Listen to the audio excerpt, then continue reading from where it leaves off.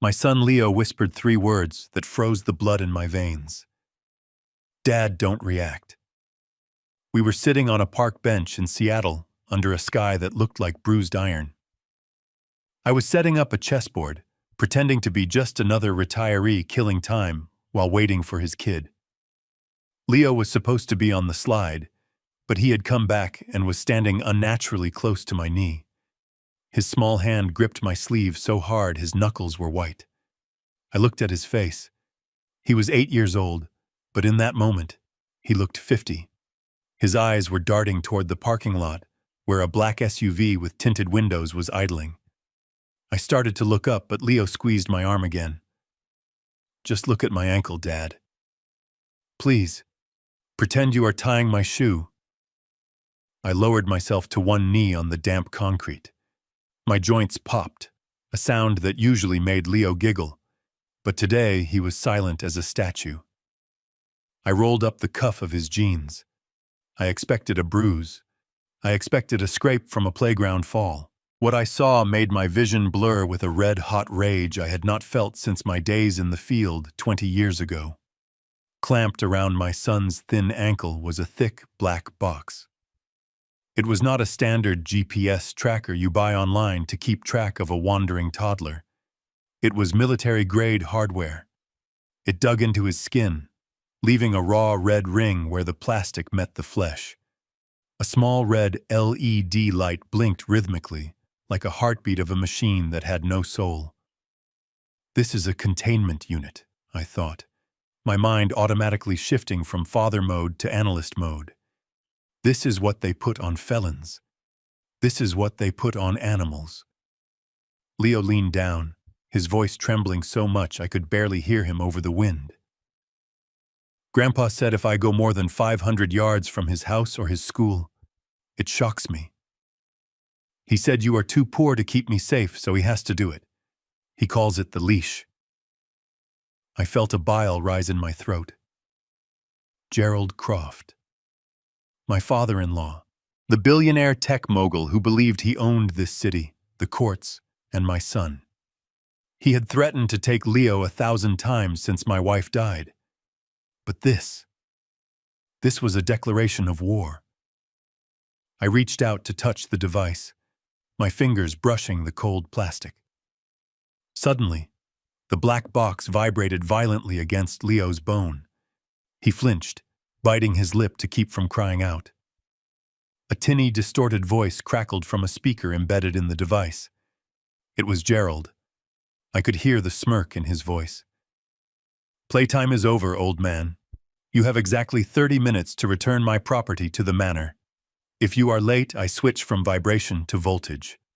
Do not test me, Henry. You know I always win. The transmission cut with a sharp static pop. I stayed on my knee for a second longer, staring at that blinking red light.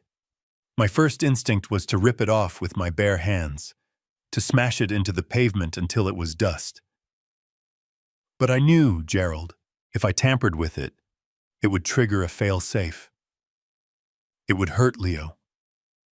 I slowly stood up, my knees aching, the damp cold of the Seattle afternoon seeping into my bones. I looked at my son. He was terrified, not of the device, but of what might happen to me. I forced a smile. It was the hardest thing I have ever done. I brushed a stray hair from his forehead. It is okay, Leo. We are going for a ride. We are going to see Grandpa. Before I tell you what happened when we drove through the gates of hell that afternoon, I want to know something. Have you ever had someone with money use it as a weapon against your family? Have you ever felt powerless because your bank account could not fight their lawyers? Tell me your story in the comments below. I read every single one. And if you believe that a father's love is worth more than a billionaire's ego, hit that like button and subscribe. The world needs to know that giants can fall. I helped Leo into my rusted Ford pickup truck. The engine coughed and sputtered before roaring to life, a stark contrast to the silent electric hum of the surveillance SUV that pulled out behind us. They were escorting us. like we were criminals. The drive to Croft Manor was a blur of gray rain and silence.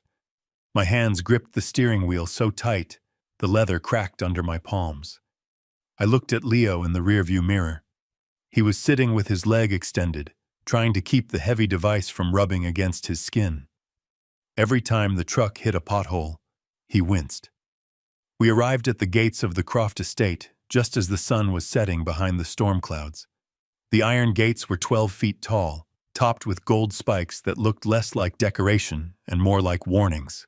Tonight, they were wide open. A line of Bentleys, Ferraris, and Rolls-Royces snaked up the driveway. Valets in white jackets were running back and forth with umbrellas. Of course, it was Douglas's engagement party, Gerald's oldest son, my brother-in-law. The man who had once told me at my wife's funeral that he was glad she was dead because it saved the family money on medical bills. I steered my beat-up truck into the line of luxury cars. The valet looked at my vehicle with open disgust and waved me toward the service entrance, but I ignored him. I pulled right up to the front steps, blocking a silver Porsche. I cut the engine. The silence that followed was heavy. I got out, walked around to the passenger side, and opened the door for Leo. "Henry, you are making a scene!" The voice boomed from the top of the marble stairs. Gerald Croft stood there, holding a crystal flute of champagne. He looked immaculate in a tuxedo that cost more than my house. Beside him stood Douglas, looking bored, checking his watch. The chatter of the party died down. 100 guests, the elite of Seattle society, turned to look at the intruder. They saw a 68-year-old man in a worn flannel jacket and muddy boots, standing next to a terrified boy with a bulky black box on his ankle. I did not care about the audience. I picked Leo up, even though my back protested. I walked up the stairs, stopping 3 steps below Gerald, so I had to look up at him. That was how he liked it. He liked people to look up. "Take it off, Gerald," I said, my voice low and steady. "Take it off him now." Gerald laughed. It was a dry, rasping sound. He turned to the crowd, spreading his arms like a ringmaster at a circus. "Ladies and gentlemen, I apologize for the interruption. This is Henry, my late daughter's mistake. It is sad, really. The dementia is setting in faster than we expected. He forgets things. He forgets that he signed the papers. He forgets that he is unfit." He looked down at me, his eyes dead cold. "I did not sign anything, Gerald." Douglas stepped forward, sipping his drink. "Oh, but you did, Henry. Or at least, the court thinks you did. Emergency custody order, signed by Judge Miller an hour ago, based on your erratic behavior and your inability to provide basic security for the heir of the Croft dynasty. That device is for his protection. We can't have him wandering off into your neighborhood. You know, with the drug addicts and the filth." The crowd murmured. I could hear them whispering. "Poor Gerald, trying to save his grandson. That old man looks unstable. Is he dangerous?" I felt Leo trembling against my chest. They were rewriting reality in real time. They were painting me as the villain, the senile old fool who was a danger to his own child. I gritted my teeth. I knew arguing with them here on their turf was useless.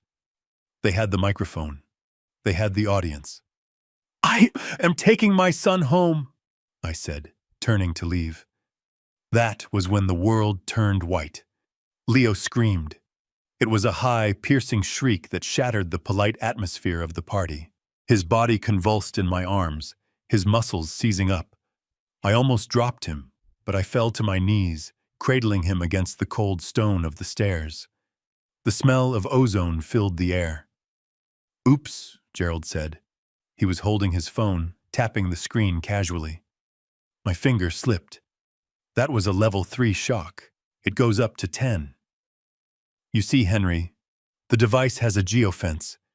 You are currently trying to remove the asset from the approved zone. The system interprets that as a kidnapping attempt. It defends the asset automatically. Leo was sobbing now, clutching his ankle. Dad, it burns. Make it stop.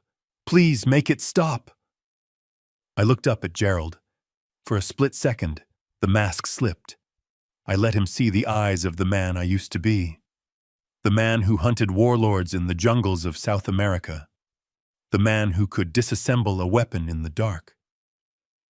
Gerald flinched, stepping back, spilling a little of his champagne. But then he remembered who I was supposed to be now. Just a broke watchmaker. "Security!" Gerald barked. "The old man is having an episode. He is hurting the boy. Remove him." Two men in black suits materialized from the shadows. They were big, ex-military types. One of them grabbed Leo from my arms. I held on, but the other one kicked me hard in the ribs. I gasped, the air leaving my lungs. I lost my grip. They tore my screaming son away from me. "No!" Leo yelled, reaching for me. "Dad!" I tried to stand, but the second guard grabbed me by the collar of my jacket and dragged me down the stairs. My boots scraped against the marble. The guests parted like the Red Sea, looking at me with mixture of pity and revulsion. I was thrown onto the gravel driveway. My truck was already being towed away. "Get off the property, Mr. Cole," the guard spat, standing over me. "If you come back, the boss says he will set the shock level to 10 and leave it there until the boy stops moving. He says it will be a lesson in discipline." I lay there in the mud as the heavy iron gates began to close. Through the bars, I could see Douglas handing Leo a napkin to wipe his tears. Not a hug, just a napkin, looking at him like he was a broken toy that needed to be shelved. Gerald raised his glass to me one last time before turning his back. The gates slammed shut with a final metallic clang that echoed like a prison door. I stood up slowly. The rain was falling harder now, washing the mud from my face, but not the shame. I was 68 years old. I had $12 in my bank account. My back was screaming in pain, and my son was trapped in a golden cage with monsters who would torture him just to break me. I looked at the security camera mounted on the stone pillar of the gate. I knew Gerald was watching the feed from his office. I stared directly into the lens. I did not scream. I did not bang on the bars. I reached into my pocket and pulled out a small, silver pocket watch. It was broken, the hands frozen at 6 o'clock. I clicked the top button. The back of the watch popped open. Inside, there was no clockwork mechanism, just a tiny, glowing blue chip. "You think time has run out for me, Gerald," I whispered to the rain. "But you have no idea. You just started the countdown." I turned and began the long walk back to the city. Every step was agony, but every step was necessary. They thought they had taken everything from me. They thought I was a harmless old man who would go back to his cold apartment and die of a broken heart. They forgot one thing. A watchmaker knows exactly how to take things apart, piece by piece, gear by gear, until the whole machine stops working. The walk took hours. By the time I reached my small basement apartment in the rundown district of the city, I was soaked to the bone. My ribs throbbed where the guard had kicked me. I unlocked the door, the rusty hinges screeching in the darkness. The air inside smelled of stale coffee and loneliness. I didn't turn on the lights. I didn't need them. I walked past the small kitchen where Leo and I used to make pancakes on Sunday mornings. I walked past his empty bedroom, where his Spider-Man pajamas were still folded on the pillow. I went straight to the closet in the back of the hallway. I pushed aside the hanging coats, the moth-eaten sweaters, and the boxes of old tax returns. At the back of the closet was a false panel. To the naked eye, it looked like just another part of the wall, painted with peeling beige paint. I placed my hand flat against the center of the panel. I pressed my thumb, index, and ring finger in a specific sequence. There was a soft hiss of hydraulics. The panel slid open. Cool blue light spilled out into the dark hallway. It wasn't a crawl space. It was a workspace. The kind that doesn't exist on any blueprint of the building. I stepped inside. The room was soundproof, lined with servers that hummed with a quiet, lethal efficiency. On the walls, there were no pictures of family vacations. There were schematics, maps, dossiers, and right in the center, a workbench covered in tools that had nothing to do with fixing watches. I sat down in the ergonomic chair, my wet clothes dripping onto the floor. I pulled a keyboard toward me. My arthritic fingers, which shook when I held a spoon earlier that morning, were suddenly steady. I typed in a command string that I hadn't used in 2 decades. The main screen flared to life. A single prompt appeared in green text against the black background. Protocol Black Eye, reactivated. I pulled up the schematics for the Croft Dynamics ankle monitor. I had built the original architecture for their security systems 20 years ago. Gerald had stolen it, patented it, and used it to become a billionaire while destroying my reputation. He thought he had erased me. He thought he had changed the codes. But a creator always leaves a back door. I zoomed in on the blueprint of the device clamped to my son's leg. My heart hammered against my ribs when I saw the power source specifications. It wasn't a standard lithium battery. It was an experimental chemical cell. Unstable. Cheap. I typed rapidly, accessing the diagnostic logs from the device through the cellular network. The data streamed across my glasses. Temperature rising. Integrity at 80%. My blood ran cold. The device wasn't just a torture tool. It was leaking. The casing was cracked, likely from when they dragged Leo. The chemical compound inside was acidic. If it touched his skin for too long, it wouldn't just burn him. It would poison his blood. I looked at the clock on the screen. The corrosion rate was accelerating. I didn't have days to file a lawsuit. I didn't have weeks to plan a heist. I had 6 hours. 6 hours before the acid ate through the casing. 6 hours before my son lost his leg, or his life. I reached for the phone. I knew what I had to do. I needed help, and I knew exactly which bridge I had to burn to get it. I dialed a number that hadn't been active in years. It rang once. Twice. Yeah? A voice answered. Rough, suspicious. Benny, I said. It's Henry. I need a suit. I need a ghost access card. And I need a hot dog. There was a long silence on the other end. Then, a low chuckle. I thought you were dead, Henry. I looked at the monitor, at the blinking red dot that represented my son trapped in the castle of a madman. I was, I said, but I'm feeling much better now. I hung up. I stood up and stripped off the wet flannel shirt. I looked at myself in the reflection of the monitor.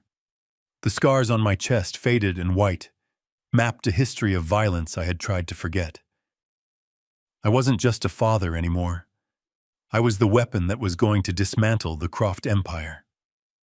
Tonight, the watchmaker was coming to stop the clock. The rain in Seattle does not wash things clean. It just makes the grime slicker. By the time I reached my apartment building, the water had soaked through my flannel shirt and settled into the marrow of my bones.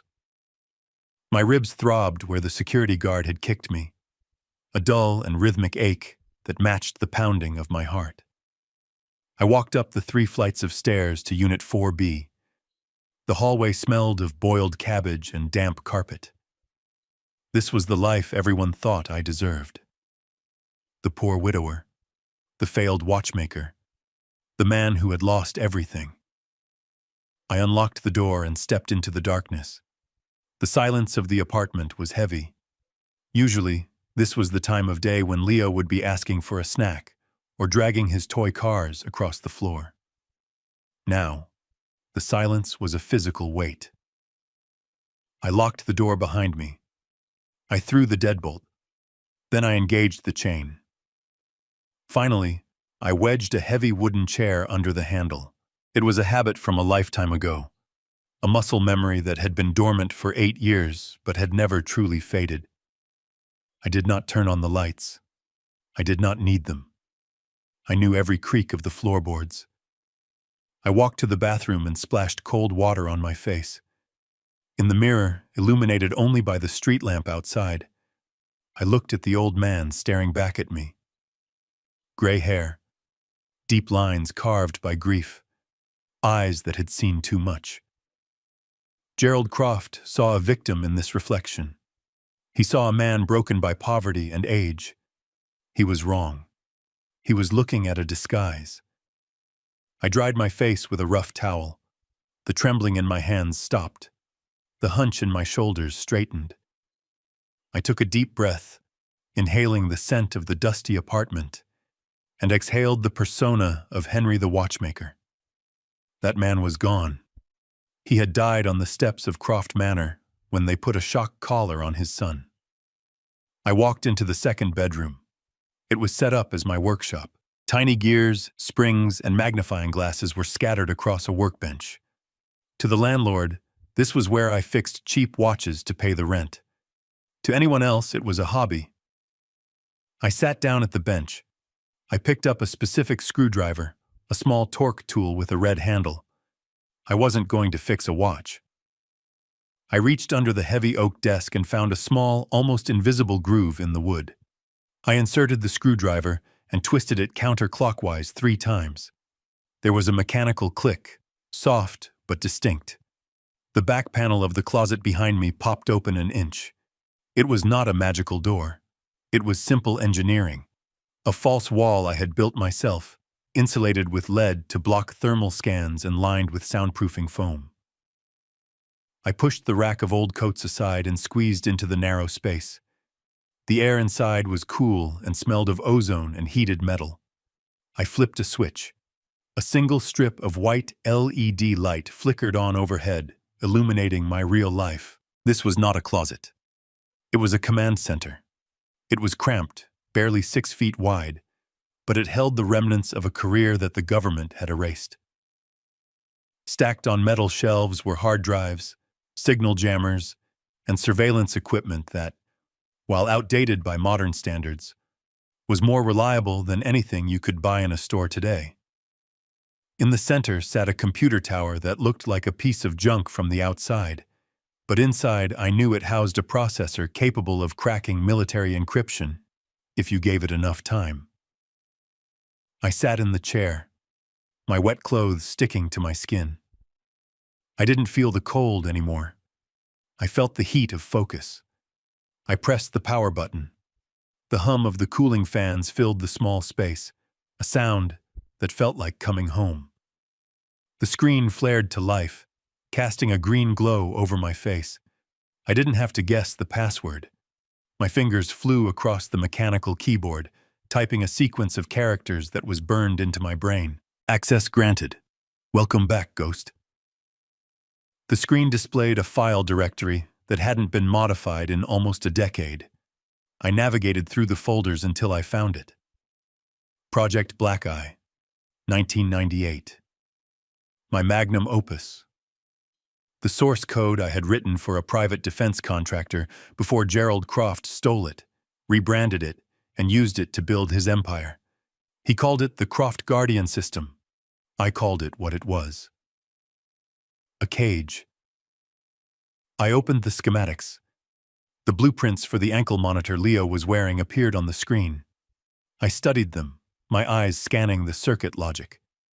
Gerald had updated the casing, made it sleeker, added the cellular connectivity, but the core architecture was mine. He was using my own invention to torture my son. The irony tasted like blood in my mouth. I needed to connect to it. I needed to see what was happening to Leo right now. I reached into a drawer and pulled out a black antenna. I plugged it into the USB port. I initiated a handshake protocol, searching for the unique signature of the device.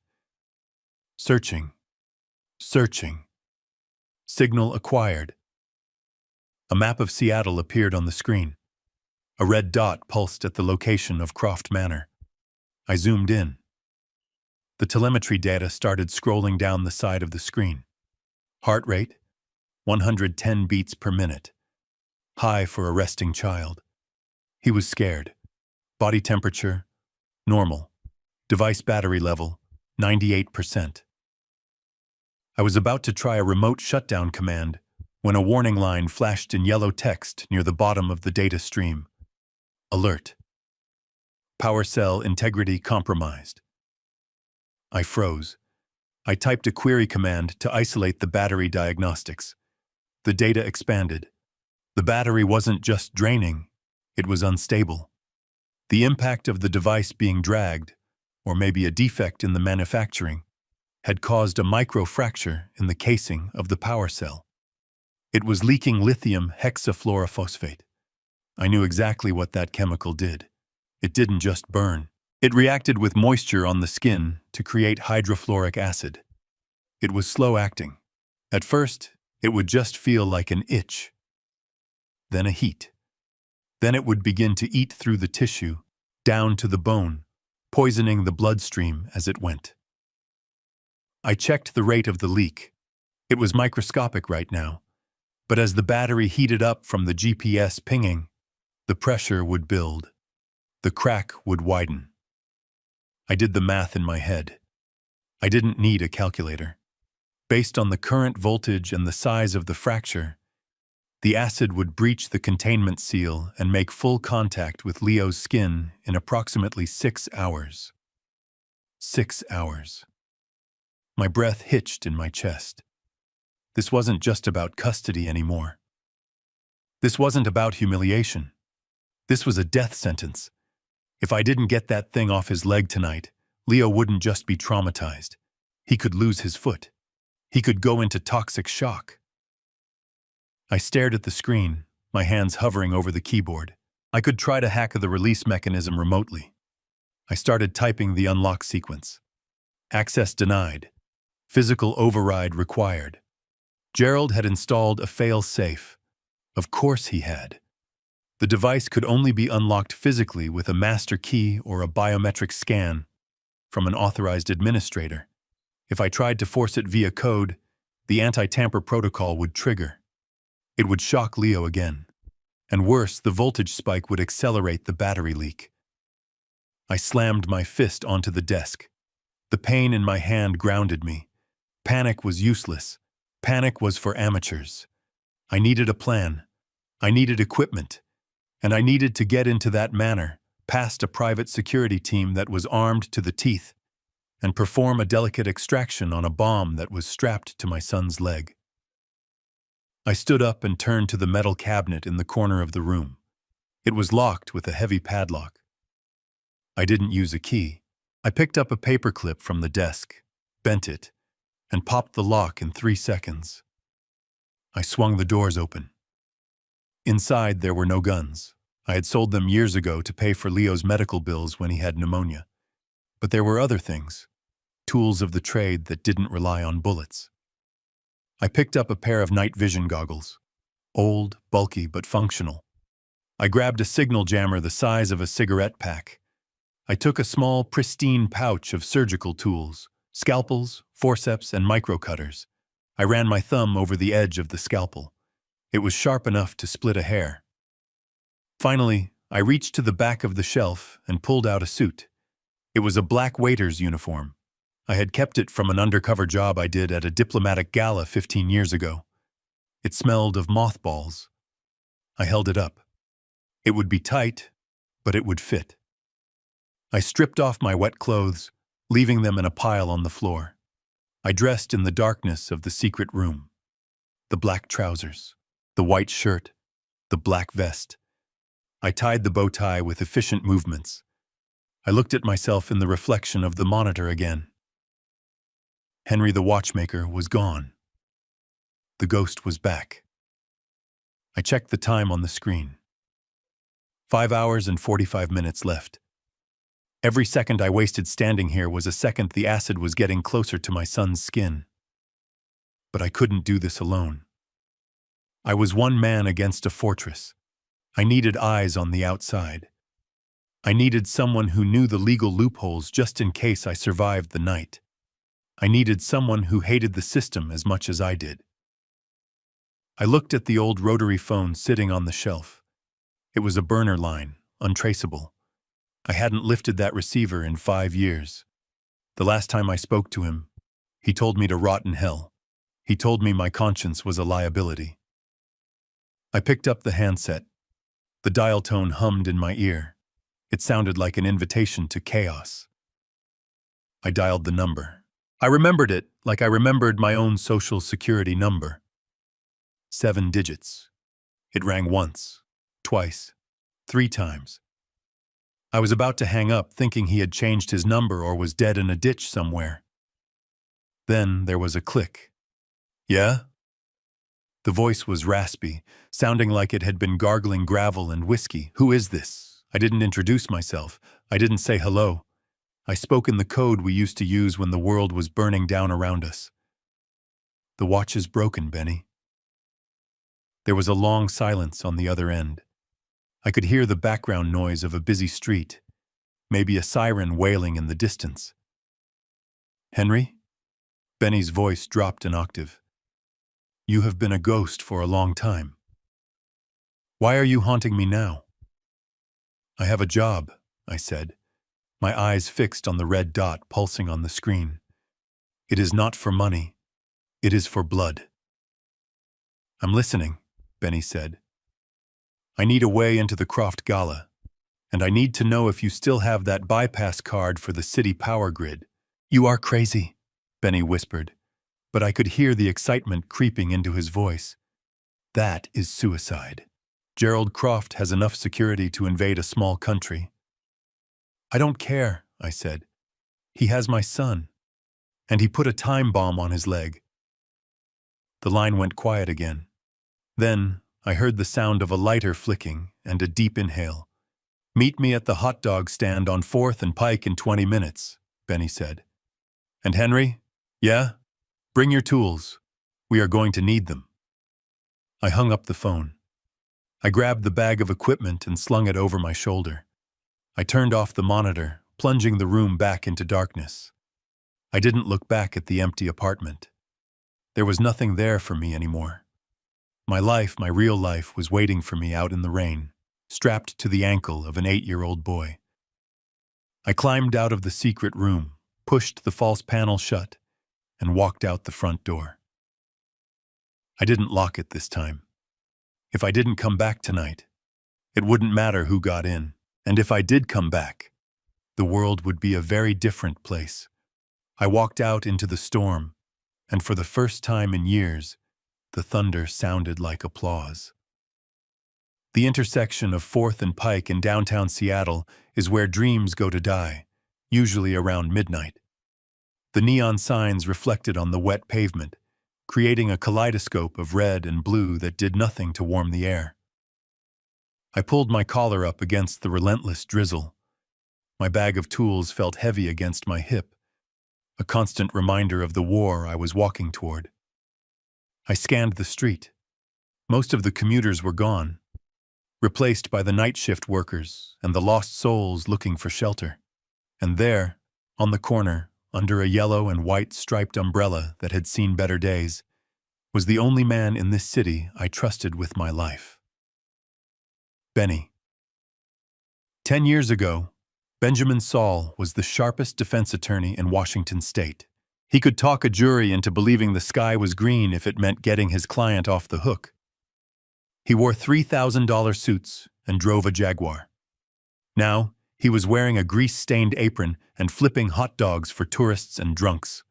The Bar Association had disbarred him after he tried to expose a corruption ring inside the district attorney's office, a ring that, coincidentally, was funded by Gerald Croft.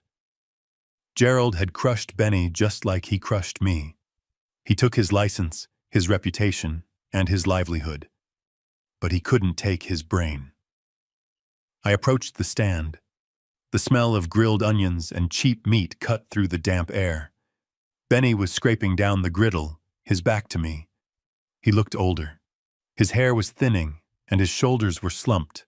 but his movements were still precise. Clinical. One with everything, Benny, I said, my voice blending with the traffic noise. Hold the onions. Benny didn't turn around immediately. He paused, the metal spatula hovering over the heat. I saw his shoulders stiffen. He recognized the voice. He recognized the order. It was the same thing I used to order when we met in the back of dive bars to exchange evidence folders. "We are closed, pal," Benny said, his voice rougher than I remembered. "I'm not hungry," I replied. "I just need a lawyer." Benny turned slowly. His eyes, dark and intelligent, narrowed as he took me in. He looked at the water dripping from my hair. He looked at the black waiter's uniform peeking out from under my flannel jacket. He looked at the bag on my shoulder. He didn't smile. There was no joy in this reunion, just a weary acknowledgement of a ghost. "Henry Cole," Benny said softly, "you look like something the cat dragged in and then decided wasn't worth eating. I need a place to talk, Benny. Somewhere without eyes." Benny sighed. He wiped his hands on a rag and reached under the counter. He flipped the switch that turned off the neon open sign. He gestured with his head toward a battered white delivery van parked at the curb behind the stand. "Get in the back," he said, "and don't touch the inventory." I climbed into the back of the van. It smelled of stale bread and mustard. I sat on a stack of soda crates. A minute later, the driver's door opened and Benny climbed into the front seat. He didn't start the engine. He just turned around, resting his arm on the back of the seat. The streetlights outside cast long, moving shadows across his face. "You have 5 minutes, Henry," Benny said, "before I realize this is a bad idea and kick you out." I didn't waste time with pleasantries. I reached into my bag and pulled out the tablet I had synced with Leo's ankle monitor. I woke the screen. The red dot was still pulsing at the Croft Manor. The diagnostic lines were scrolling faster now. "Look at this," I said, passing the tablet to him. Benny squinted at the screen. He adjusted a pair of reading glasses that sat crooked on his nose. He scrolled through the data. At first, he looked confused. Then, as he recognized the file headers and the chemical readouts, his expression shifted to pure horror. "This is a containment protocol," Benny muttered. "This is the code for the max security prisons." "Where did you get this?" "It is on my son's leg, Benny."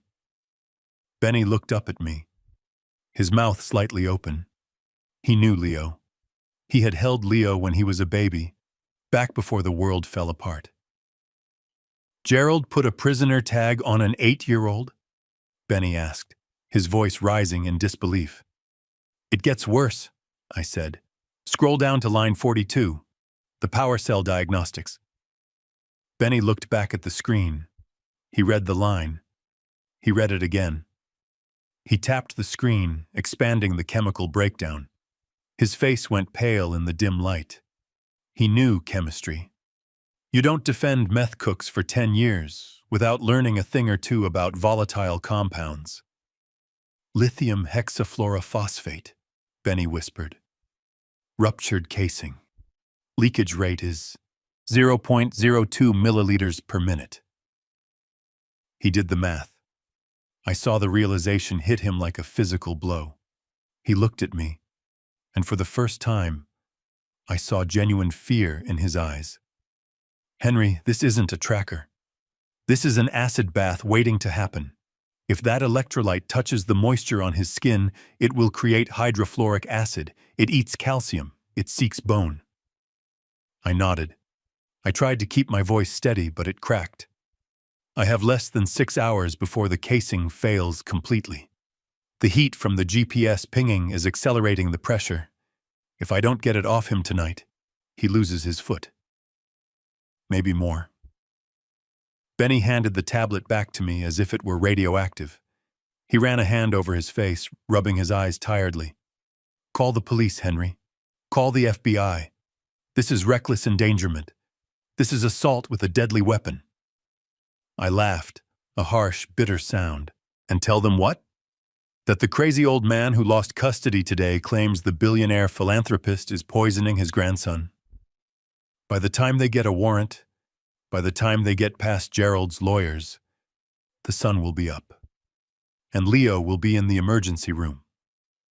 Benny stayed silent. He knew I was right. The law was a shield for men like Gerald Croft, not a sword for men like us. So what is the plan? Benny asked quietly. And don't tell me you are going to knock on the front door. I am going to the gala, I said. I am going to walk right into the lion's den. I have the tools to surgically remove the device. But I can't get past the perimeter security systems. They have thermal cameras, motion sensors. It is a fortress. I paused, looking Benny dead in the eye. I need a blackout, Benny. Benny froze. He stared at me for a long time. The sound of the rain drumming on the metal roof of the van filled the silence. You want the grid key? He said. It wasn't a question. 6 years ago, before Benny was disbarred, he had represented a hacker who had compromised the Seattle municipal power grid. The hacker had given Benny a master access card, a skeleton key for the city's electrical substations, as payment. Benny had kept it as an insurance policy, or a souvenir. It is a felony, Henry, Benny whispered. A federal crime. Domestic terrorism. If we cut the power to that district, we are crossing a line we can never come back from.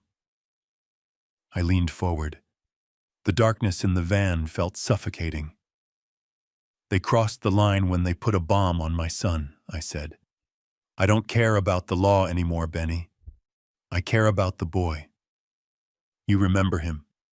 You remember his laugh. You remember how he used to call you Uncle Ben. Benny looked away, staring out the windshield at the wet street. I could see the conflict warring inside him. The lawyer who believed in the system versus the man who had been chewed up and spit out by it. He reached into his pocket and pulled out a pack of cigarettes. He tapped one out, but didn't light it. He just rolled it between his fingers. Gerald Croft took my license, Benny said, his voice low. He took my wife's respect. He took my life. He broke the cigarette in half. And now he is hurting the kid. Benny turned back to me. The hesitation was gone. In its place was a cold, sharp anger. He reached under the driver's seat and pulled out a small, rusted lockbox. He keyed in a combination and popped the lid. Inside, resting on a velvet cushion, was a plain gray smart card with a magnetic strip. It looked innocent, but we both knew it could plunge 10 city blocks into darkness in 30 seconds. The substation for the Croft estate is on 5th Avenue, Benny said, handing me the card. It is an older junction box. This card will override the safety protocols. But Henry, listen to me. I took the card. It felt warm in my hand. Once you swipe this, you have 3 minutes before the backup generators kick in at the manor. 3 minutes of total darkness. That is your window to get past the outer wall. After that, the lights come back on, and you are trapped inside. 3 minutes, I repeated. I can work with that. Benny wasn't finished. He reached into the glove compartment and pulled out a small earpiece. He tossed it to me. Put that in. I still have access to the police scanner frequencies. If the cops get called, I will warn you. I will be your eyes in the sky. Or, I guess, your eyes in the van. I put the earpiece in. It fit perfectly. Why are you doing this, Benny? I asked. You could walk away. You could keep flipping hot dogs and stay safe. Benny looked at me, a sad smile touching his lips. He started the engine. The van rumbled to life. Because you were right, Henry, he said. The hot dogs are terrible. And besides, I always hated that son of a bitch Gerald Croft. He put the van in gear. Get out, he said. Go save your boy. I will drive the van to a high point and monitor the frequencies. Don't die, Henry. You still owe me for the hot dog. I climbed out of the van back into the rain. I watched Benny drive away, the taillights fading into the mist. I gripped the access card in my pocket. I had the tools. I had the intel. And now I had the power of the city in my hands. I checked my watch. 5 hours left. I turned and started running toward the substation. The rain whipped against my face, but I didn't feel cold anymore. I felt like fire. The countdown had begun, and tonight, the lights were going out on Gerald Croft's victory party. Forever. I stood in the shadow of a deactivated electrical substation, the hum of the city grid buzzing above my head like a hive of angry wasps. The rain had stopped, leaving behind a silence that felt heavier than the storm. I looked at the burner phone in my hand. The screen was cracked, a spider web of glass over the glowing numbers. This was it, the point of no return. I had the tools. I had the access card. I had the rage. But there was one last box I had to check before I crossed the line from desperate father to domestic terrorist. I had to give him a chance. Not for his sake, but for mine. I needed to know, with absolute certainty, that there was no humanity left in Gerald Croft. I needed to know that when I walked into that building tonight, I wasn't fighting a man. I was fighting a monster. I dialed his personal number. It was a line only 5 people in the world had. I was one of them, a relic from the days when he still pretended to respect me. It rang 4 times. I visualized him standing in his ballroom, surrounded by senators and investors, checking the caller ID with a frown of annoyance. "Hello?" His voice was smooth, lubricated by expensive scotch and the adoration of the crowd. In the background, I could hear a string quartet playing Vivaldi. The contrast between his world of velvet and champagne and my world of concrete and acid made my hand shake. "It is leaking, Gerald." I didn't say hello. I didn't identify myself. I knew he knew my voice. "Henry," he sighed, the sound of a man dealing with a telemarketer. "I thought we established the rules of engagement. You stay away. The boy stays here. If you call again, I will have your phone disconnected. I own the carrier, remember?" "Listen to me," I said, keeping my voice low, fighting the urge to scream. "I am not playing games." I accessed the diagnostics on the ankle monitor. The power cell has a microfracture. The lithium is reacting with the moisture in the air. It is creating hydrofluoric acid. There was a pause on the line. For a second, I thought I had reached him. I thought the grandfather in him might actually wake up. Then he chuckled. "You accessed the diagnostics? That is rich, Henry. You can barely work on microwave. Who did you hire? Some hack from the internet trying to scare me?" "I did not hire anyone," I said. "I built the system, Gerald. You stole it, remember? But you never understood how the thermal shielding works. The casing is compromised. In less than 5 hours, that acid is going to burn through the plastic. It will eat through Leo's skin. It will dissolve his Achilles tendon. He will be crippled, Gerald. Permanently." The music in the background swelled. I heard the clink of glass against glass. "You have a vivid imagination," Gerald said, his voice dropping to a cold, bored monotone. "Let me tell you what is actually happening. You are sitting in your sad little apartment, looking for any excuse to ruin my night. You want me to panic. You want me to take the device off so you can swoop in and claim victory. It is pathetic. It is not a bluff," I shouted, my voice echoing off the brick walls of the alley. "Check the heat signature. Check the voltage drop. If you don't believe me, send your tech team to look at his leg. Just pull up his pant leg, Gerald. That is all I am asking." "Henry, listen to me very carefully," Gerald hissed. "I am in the middle of closing a contract with the Defense Department worth $400 million. The selling point of this device is that it is tamper-proof. If I take it off now, in front of the generals, I look weak, I look unsure. That is not going to happen. He is 8 years old, I roared. He is your blood. He is an asset, Gerald snapped, losing his composure for the first time. And right now, he is the only leverage I have to keep you in line.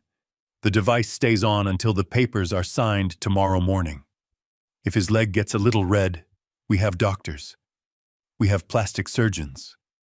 I can buy him a new leg if I have to. But I cannot buy a new reputation. The words hung in the air between us, suspended on the invisible signal connecting us. I can buy him a new leg. That was it. That was... The final thread snapped. The last piece of Henry the Watchmaker, the peaceful man, the law-abiding citizen, turned to ash and blew away in the wind. I closed my eyes. A strange calm washed over me. It was the calm of the deep ocean, dark and crushing. "Okay, Gerald," I whispered. "Okay?" he asked, sounding surprised by my sudden surrender. "You finally get it?" "Yes," I said. "I get it. You are a businessman. You deal in assets and liabilities." "Exactly," Gerald said, his voice returning to its smug purr. "Now go to sleep, Henry. When you wake up, I will wire $10,000 to your account. Go take a vacation. Go somewhere warm. Forget about this." I opened my eyes. I looked at the gray access card in my other hand. "I don't want your money, Gerald." "Then what do you want?" "I want you to look at the time," I said. "What?" "Look at your watch, Gerald." I heard him hesitate. I imagined him glancing at his $20,000 Rolex. "It is 8:45, he said. "So what?" "Remember that time," I said. "Because that was the last minute you had everything." I ended the call. I didn't smash the phone. I carefully removed the battery and the SIM card, wiping them clean with the edge of my shirt. I dropped the pieces into a storm drain. I watched them disappear into the black water below. I was done with words. Words were for people who believed in the social contract. Words were for men who thought the police would come if they dialed 911. But men like Gerald Croft didn't live by the law. They lived above it. They built castles on the backs of the weak and surrounded themselves with walls of money. The only way to reach a man like that is to tear the walls down. I checked my gear one last time. The night vision goggles were secure around my neck. The signal jammer was fully charged, its green light blinking in the darkness. The pouch of surgical tools was strapped to my thigh, hidden beneath the loose fabric of the waiter's trousers. I looked up at the skyline. I could see the glow of the Croft estate from here, a beacon of golden light on the hill, mocking the darkness of the city below. They were up there, drinking their wine, laughing at their jokes, thinking they were untouchable. They thought the rain was the only thing that could touch them tonight. They were wrong. I adjusted the earpiece in my ear. Static hissed. Then Benny's voice came through, clear and anxious. "Henry? You there? The patrol car just passed the south gate. You have a window." "I am here, Benny," I said. "Did you call him? Did he listen?" "No," I said, starting to walk toward the chain-link fence that separated the city grid from the private road. "He didn't listen. He thinks he is a god." There was a pause. Then Benny spoke, his voice grim. "Gods bleed too, Henry, if you cut them deep enough." I reached the fence. I didn't climb it. I used the bolt cutters from my bag, slicing through the metal links with precise, silent snaps. I peeled back the opening, creating a hole just big enough for a ghost to slip through. I stepped onto the property of Croft Dynamics. The grass was wet and perfectly manicured. "I am not going to make him bleed, Benny," I said, moving into the tree line, merging with the shadows. "I am going to make him beg." I moved fast now, my body remembering the rhythm of the hunt. I wasn't running. I was flowing. Every step was calculated. Every breath was silent. The ultimatum had been delivered, and it had been rejected. The time for negotiation was over. The court was closed. The judge was absent. Tonight, I was the judge. I was the jury. And if I didn't make it to Leo in time, I would be the executioner. I reached the outer wall of the substation that powered the estate. I pulled out the gray card Benny had given me. It looked so small, so insignificant, but I knew what it represented. It was the off switch for their entire world. I held the card up to the reader. The light on the panel turned from red to green. "Lights out, Gerald," I whispered. I pushed the door open and stepped into the hum of the high-voltage transformers. The nightmare was about to begin. But this time, it was their nightmare, not mine. When the lights went out, the silence hit before the darkness did. The hum of the massive transformers behind me cut off with a dying groan, and for a split second, the world held its breath. Then the blackness swallowed the hill. The golden glow of the Croft estate, which had been polluting the night sky for miles, vanished instantly. The music stopped. The laughter died. I didn't wait to hear the screams. I moved. My body was 68 years old. My knees were grinding bone on bone, and my lungs burned from the cold, damp air. But muscle memory is a powerful thing. It doesn't care about arthritis. It doesn't care about age. It only cares about the objective. And my objective was 400 yards away, across a manicured lawn that was now a pitch-black killing field. I slipped the night vision goggles over my eyes. The world shifted from suffocating black to a grainy, glowing green. It wasn't the high-definition clarity you see in movies. It was messy. It was distorted. But it was enough. Through the green haze, I saw the chaos erupt at the main gate. The private security contractors were panicking. They were waving flashlights, their beams cutting through the rain like frantic lightsabers. They were shouting into their radios, but I knew no one was answering. The signal jammer in my pocket was doing its job, creating a dead zone of white noise around the perimeter. I kept low, moving in a crouch. The wet grass soaked through my trousers instantly. I used the landscaping to my advantage, darting from the cover of a rhododendron bush to the trunk of an ancient oak tree. I breathed in a rhythm, in for 2 steps, out for 2 steps. Keep the heart rate down. Keep the hands steady. A beam of light swept over the grass, inches from my boot. I froze. A guard was running past, not 20 feet away. He was young, maybe 25, pumped full of adrenaline and confusion. He had a submachine gun strapped to his chest, and his finger was hovering near the trigger. I didn't breathe.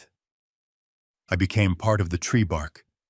I watched his heat signature in the green lens. He was looking for a threat he could see. He wasn't looking for a shadow. "They cut the lines," the guard shouted to someone I couldn't see. "We are blind out here." "Switch to backup," a voice yelled back from the darkness. "Get the generator online." I checked the internal clock in my head. I had burned 45 seconds.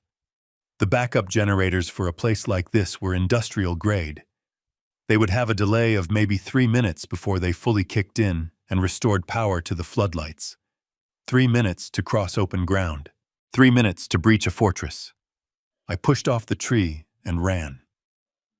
I didn't run like a young man. I ran with a low center of gravity, ignoring the screaming protest of my lower back. I aimed for the west wing of the manor. I knew the blueprints. I knew that the kitchen service entrance was located near the delivery bay, and it was the one door that was often propped open by staff stepping out for a smoke. The rain was my ally. It masked the sound of my boots on the gravel. It masked the sound of my heavy breathing. I reached the delivery bay. Two large dumpsters provided cover. I slid behind one, the smell of rotting garbage and expensive seafood filling my nose. I peeked around the corner. The service door was closed, but it wasn't locked. It had a magnetic keypad. I pulled the gray access card from my pocket. In the dark, without power, the magnetic lock should have disengaged. That is the design flaw of most secure systems. They default to open for fire safety reasons when the grid goes down. I reached for the handle. Suddenly the door flew open. I pressed myself back against the cold metal of the dumpster.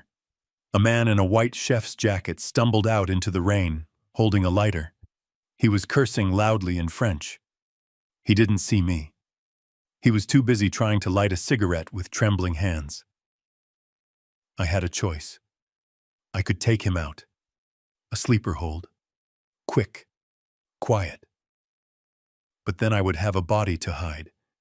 And a missing chef would raise alarms faster than a ghost. I waited. The seconds ticked by in my head. 1 minute 30 left. The chef finally got his cigarette lit. The flame illuminated his face. He looked terrified. The blackout had spooked the staff. He took a long drag, exhaled a cloud of smoke, and turned to go back inside. As the door started to swing shut behind him, I moved. I caught the edge of the door with the toe of my boot just before it clicked into the frame. I waited for the chef's footsteps to fade down the hallway. Then, I slipped inside. The transition was jarring. I was out of the wind and rain, standing in a tiled hallway that smelled of roasting meat and baking bread. I stripped off the night vision goggles and shoved them into my bag. I peeled off the wet flannel jacket and stuffed it into the bottom of a laundry hamper sitting in the hall. Underneath, I was wearing the black trousers, the white shirt, and the black vest. I smoothed my hair back. I stood up straight. I wasn't an intruder anymore. I was staff. Just as I adjusted my bow tie, a low rumble shook the floorboards. The lights in the hallway flickered, buzzed, and then flared to blinding life. The generators had kicked in. I blinked against the sudden brightness. My eyes watered. I had made it inside with 10 seconds to spare. Now came the hard part. I picked up a silver tray that had been left on a side table. It was empty, but it was a prop. A prop is a shield. If you carry a tray and look annoyed, people assume you belong. I walked down the hallway toward the main kitchen.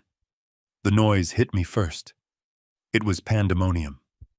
There were at least 20 cooks running around, shouting orders.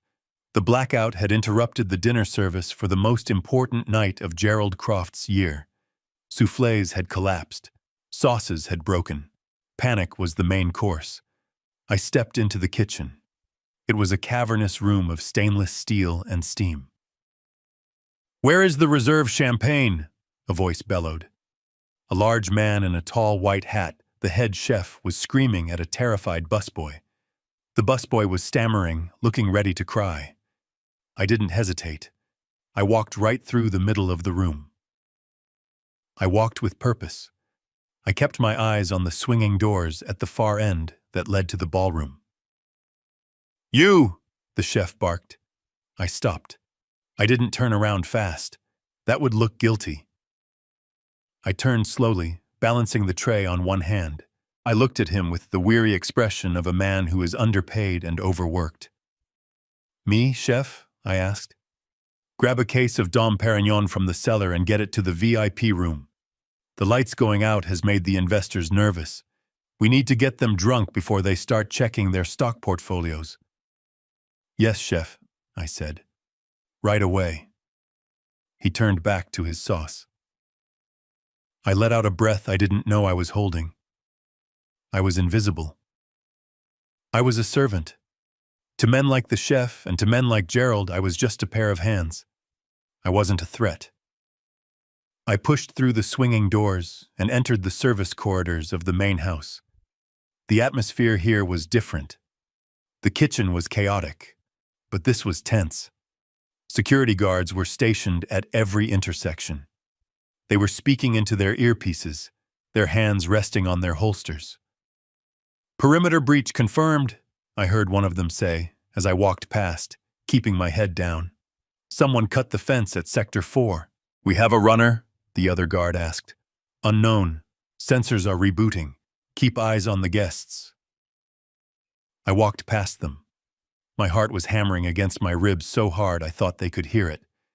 I focused on the tray. I focused on the texture of the silver under my fingertips. I was just a waiter. Just a waiter. I needed to get to the second floor. That was where the VIP lounge was. That was where they were keeping Leo. But the main staircase would be swarming with guests. I had to use the service elevator. I turned a corner and saw it. The elevator doors were closed. But standing in front of them was a man I recognized. It wasn't a regular guard. It was the head of Gerald's personal detail. A man named Voss. I knew his file. Ex-mercenary. Dishonorably discharged for excessive force. He wasn't looking at the guests. He was watching the staff. He was watching me. I slowed my pace, but I didn't stop. Stopping is suspicious. "Hold it," Voss said. His voice was like grinding gravel. I stopped. I turned to face him. I made sure my hands were visible, still holding the tray. "Sir," I said. "I haven't seen you before," Voss said. He took a step closer. He was a giant of a man, smelling of tobacco and gun oil. He looked at my face while he looked at the lines around my eyes. "You are old for a runner." "I need the work, sir," I said, keeping my voice raspy. "Retirement doesn't pay much." Voss narrowed his eyes. He looked at my shoes. They were wet, muddy. I had forgotten to wipe them. "Why are your boots muddy?" he asked. "I dropped a crate of wine on the loading dock." I lied instantly. "The chef made me go out and clean it up in the rain. He docked my pay for the breakage." It was a good lie. It played into their prejudice. Of course the help would be clumsy. Of course the chef would be cruel. Voss stared at me for another long second. His hand twitched toward his radio. "Let me see your ID badge," he said. My blood ran cold. I didn't have a badge. Benny hadn't been able to forge one in time. I reached into my pocket, my fingers brushing against the handle of the surgical scalpel in my belt. If I had to, I would use it. I mapped the strike points on his neck, the carotid artery, the windpipe. It would be messy. It would blow my cover. But I wasn't going to let a badge stop me. I fumbled in my pocket, pretending to search. I looked panic-stricken. I must have left it in my locker, sir."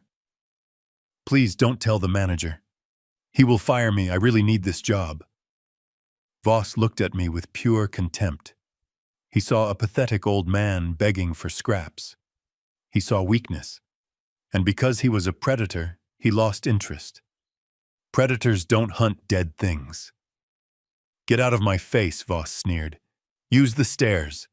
The elevator is for security use only tonight." "Thank you, sir. Thank you." I bowed my head and scurried away toward the service stairwell. I felt his eyes on my back until the heavy fire door closed behind me. I leaned against the concrete wall of the stairwell, my legs trembling. That was too close. The mud on my boots. A rookie mistake. I was getting sloppy. Or maybe I was just getting old. I checked my watch. 4 hours and 30 minutes left. I started climbing the stairs. Each step was a battle. My knees burned. My breath came in ragged gasps. But I thought of Leo. I thought of the acid eating at the plastic casing. I thought of the fear in his eyes when the lightning flashed. I reached the second-floor landing. I cracked the door open. The hallway was lined with velvet carpet and silk wallpaper. This was the inner sanctum. The air smelled of expensive perfume and old money. I could hear Gerald's voice booming from the end of the hall. He was giving a speech. And with the Croft Guardian, we are not just selling security. We are selling peace of mind. I crept down the hallway, moving from shadow to shadow. I passed open doors where people were laughing, drinking, oblivious to the fact that a man was hunting in their midst. I reached the door to the VIP holding room. It was guarded by a single man. He was looking at his phone, probably reading about the blackout on Twitter. I didn't have time for tricks. I didn't have time for disguises. I set the silver tray down on the floor.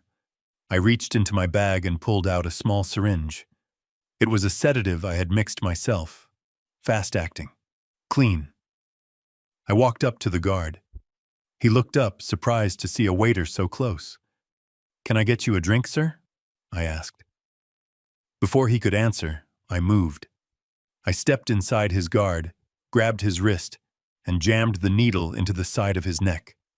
He gasped, his eyes going wide. He tried to reach for his gun, but his arm was already heavy. He slumped against me. I caught him, taking his weight so he wouldn't make a noise when he fell. I dragged him into a nearby closet and propped him up against a mop bucket. "Sleep tight," I whispered. I stepped back into the hall and turned to the door of the VIP room. My hand rested on the knob. On the other side of this wood was my son, and the bomb strapped to his leg. I took a deep breath. I adjusted my bow tie one last time. I twisted the knob and pushed the door open. The room was dimly lit. Leo was sitting on a leather couch, his knees pulled up to his chest. He looked small.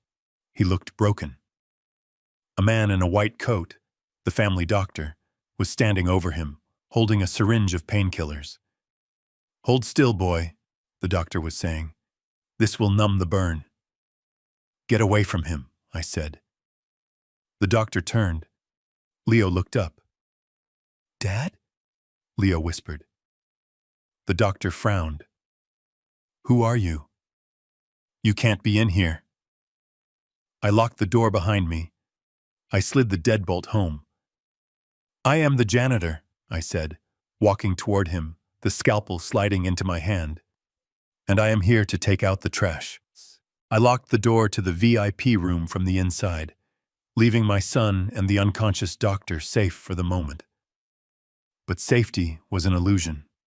The lock was flimsy. The door was wood. And the real monster wasn't the hired help I had just neutralized. The real monster was the bloodline that owned this building. I knew I couldn't just carry Leo out the front door. The backup generators were fully online now, and the security grid was rebooting. The cameras would be sweeping the halls in less than 2 minutes. I needed a ghost route. I needed the service tunnels that ran beneath the foundation, the ones that didn't appear on the guest maps. I stepped back out into the corridor. The air here was colder than the plush hallway I had just left. It smelled of industrial cleaner and ozone. This was the spine of the house, the technical corridor that connected the luxury above to the machinery below. I moved fast, my boots making no sound on the concrete floor. My destination was the freight elevator at the end of the hall. It was the only way down that bypassed the main security checkpoints. I was 10 feet from the elevator when the doors chimed. I froze. There was nowhere to hide. The walls were bare. The lights were humming with the harsh glare of halogen. The metal doors slid open. Douglas Croft stepped out. He wasn't wearing a tuxedo anymore. He had changed into a tactical vest over his dress shirt, and he was holding a silenced pistol loosely at his side. He looked like a child playing soldier, but the gun was very real. He saw me instantly. He didn't look surprised. He looked delighted. "Well, well," Douglas said, a slow, cruel smile spreading across his face. "The rat is out of his hole." I stood my ground. I didn't raise my hands. I didn't beg. I just watched him. I analyzed him. I saw the way he held the weapon. His grip was too loose. His finger was already on the trigger, which was a rookie mistake. He was arrogant. He thought the gun made him a god. He didn't know that a gun in the hand of an amateur is just a paperweight waiting to be taken. Where is the boy, Henry? Douglas asked, taking a step toward me. The elevator doors closed behind him, cutting off my escape. He is safe, I said. My voice was calm. It wasn't the voice of a scared old man. It was the voice of the operator I used to be. Safe? Douglas laughed. It was a hollow, barking sound. He is property, Henry. He is an investment. Do you have any idea how much the Department of Defense is paying for the data on his leg? We are tracking his stress levels, his pain threshold. He is a gold mine, and you are trespassing in a corporate vault. He raised the gun, pointing it directly at my chest. The black eye of the silencer stared at me. Get on your knees, old man. I want to see you beg before I put a bullet in your leg. I promised my father I wouldn't kill you, but he didn't say anything about making you walk with a cane for the rest of your miserable life. I looked at his eyes. They were empty.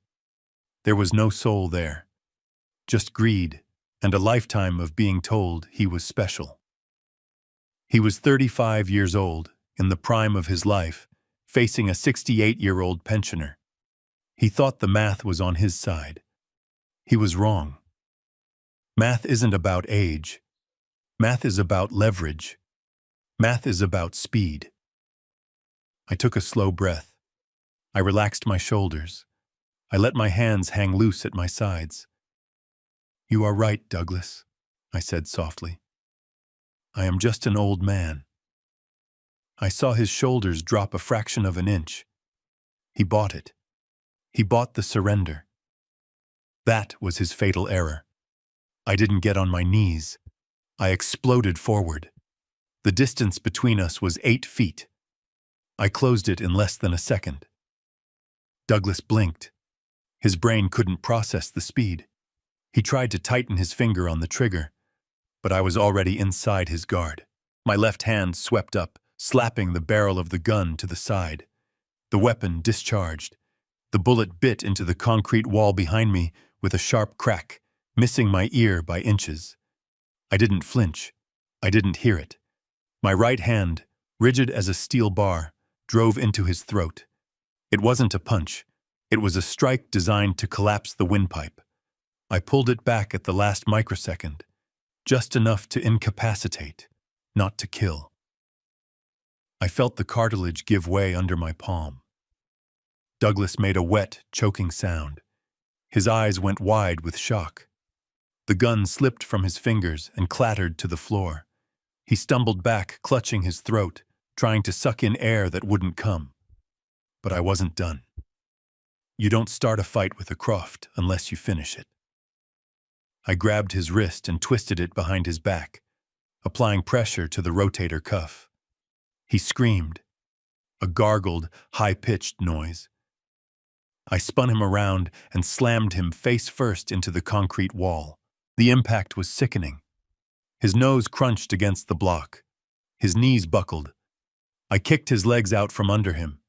He hit the floor hard. I dropped a knee onto his spine, pinning him to the ground.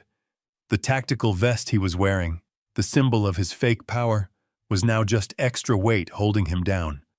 The whole engagement had taken 6 seconds. I leaned down, my mouth close to his ear. He was wheezing, blood bubbling from his broken nose, staining the pristine concrete. He smelled of expensive cologne and fear. You think you are a soldier because you bought a vest? I whispered. You think you are a predator because you hurt a child? I reached into his pocket. I wasn't looking for money. I was looking for the master key card, the one that opened every door in the complex, including the service tunnels. My fingers closed around the hard plastic. I pulled it out. Douglas tried to speak. He tried to threaten me, but all that came out was a whimper. Please, he choked out. I stood up. I looked down at him. He looked like a broken doll. The arrogance was gone. The entitlement was gone. All that was left was a scared little boy who had finally met a real man. I picked up the silenced pistol from the floor. I ejected the magazine and pocketed it. I pulled back the slide, ejecting the chambered round. I tossed the empty gun onto his chest. "Tell your father something for me," I said. Douglas looked up at me with one swelling eye. "Tell him the warranty on his security just expired." I turned and walked toward the freight elevator. My heart was beating slow and steady. The adrenaline was a cold river in my veins. I didn't look back. I didn't need to.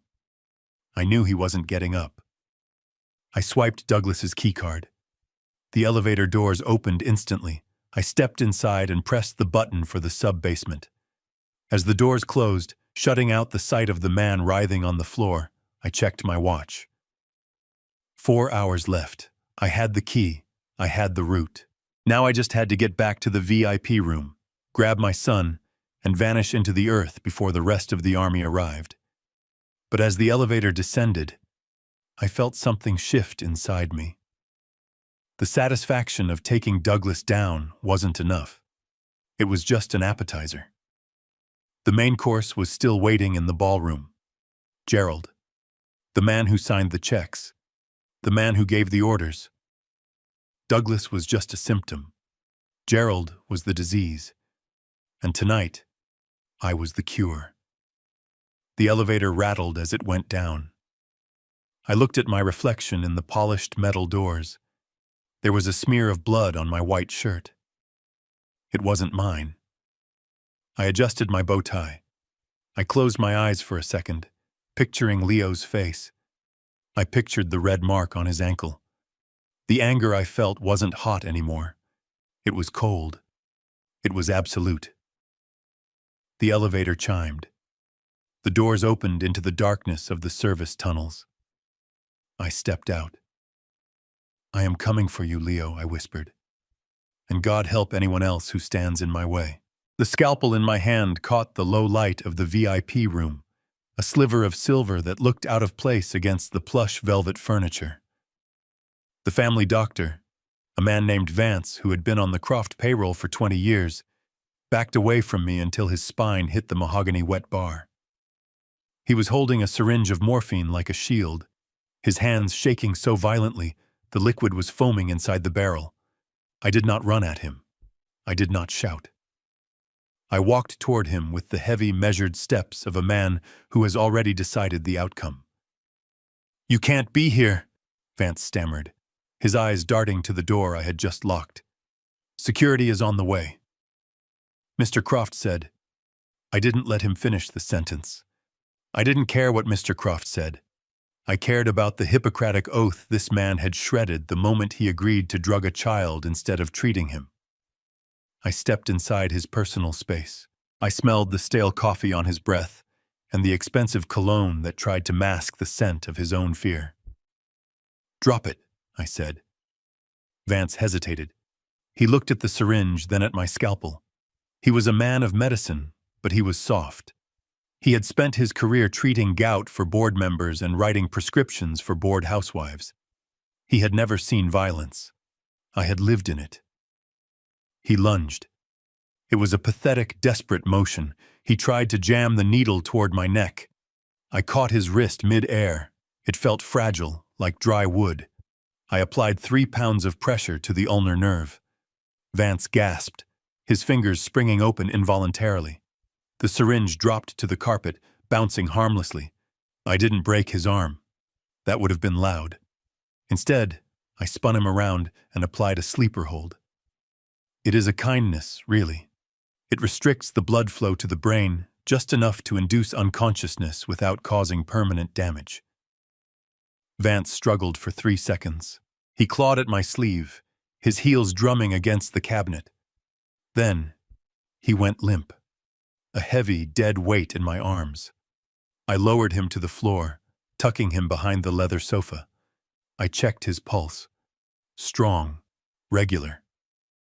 He would wake up in 20 minutes with a headache, wondering why he was on the floor. By then, the world would have changed. I turned my back on him. He was a distraction. The real patient was sitting on the couch. Leo. My son was awake, but his eyes were glassy. The painkillers Vance had already administered were dulling his senses, but they couldn't hide the fear. He looked at me, and then he looked at the unconscious doctor, and then he looked at the black box on his ankle. "Dad," he whispered. "It hurts. It feels like a bee sting that won't stop." I knelt in front of him. I put my hands on his knees. I forced my breathing to slow down. My heart was hammering against my ribs, a frantic drumbeat that wanted me to grab him and run. But I couldn't run. Not yet. If I moved him now, the friction would rupture the battery completely. The acid would pour out. "I am going to take it off, Leo," I said, my voice steady. "But I need you to be very brave. I need you to be a statue. Can you do that for me? Like we play in the park?" Leo nodded. A single tear tracked through the grime on his cheek. I reached into my bag and pulled out my tools. I laid them out on the coffee table, pushing aside a crystal vase of white roses. The juxtaposition made my stomach turn. The beauty of the flowers, the ugliness of the torture device. I pulled out a pair of magnifying spectacles and slid them onto my nose. I clicked the side light on. A focused beam of white light hit the ankle monitor. I inhaled sharply. It was worse than the diagnostics had shown. The plastic casing around the power cell was bulging. A hairline fracture ran down the side, and I could see a faint yellow residue weeping from the crack. It was touching the fabric of Leo's sock. The acid hadn't reached the skin yet, but it was millimeters away. The heat radiating from the device was palpable. It was cooking itself. I picked up the microcutter. It was a tool designed for dismantling watches, for cutting gears that were thinner than a human hair. "I need to cut the casing without touching the circuit loop," I muttered to myself.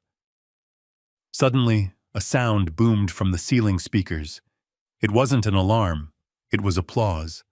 The audio feed from the ballroom was being piped into the VIP rooms so the guests wouldn't miss the speeches. "Ladies and gentlemen," the voice of Gerald Croft echoed through the room, magnified, distorted, omnipresent. "Thank you for your patience. A minor technical glitch with the weather, nothing more. But the lights are back on, and the future is brighter than ever." I gritted my teeth. I focused on the black plastic. I inserted the tip of the cutter into the seam of the device. Gerald continued, his voice dripping with false humility. "Tonight is not just about a product. It is about family. It is about the lengths we go to protect the ones we love. When I designed the Croft Guardian, I was thinking of my own grandson, Leo." My hand slipped. The metal tip of the cutter scraped against the battery housing. A spark jumped. Leo flinched. "Sorry," I whispered. "Sorry, buddy. Stay still." "I'm okay, Dad," Leo said, his voice trembling. "Just get it off." I took a breath. I blocked out Gerald's voice. I blocked out the applause. I became the machine. I visualized the schematic I had seen in my basement. The tamper mechanism was a pressure plate located directly under the GPS chip. If I relieved the pressure on the strap too quickly, the plate would lift, the circuit would close, and the capacitor would dump 5,000 volts into my son's leg. I had to trick the machine into thinking it was still attached. I reached into my bag and pulled out a thin shim of conductive copper. I had grabbed it from my workbench at the last second. I slid the copper shim between the strap and Leo's skin. He winced as the cold metal touched his ankle. "This is going to feel tight," I said. I used a pair of forceps to pull the strap tighter, compressing the flesh. Leo sucked in a breath through his teeth. I needed to create a gap between the sensor and the locking mechanism. On the speakers, Gerald was laughing. "Some people say that security is expensive.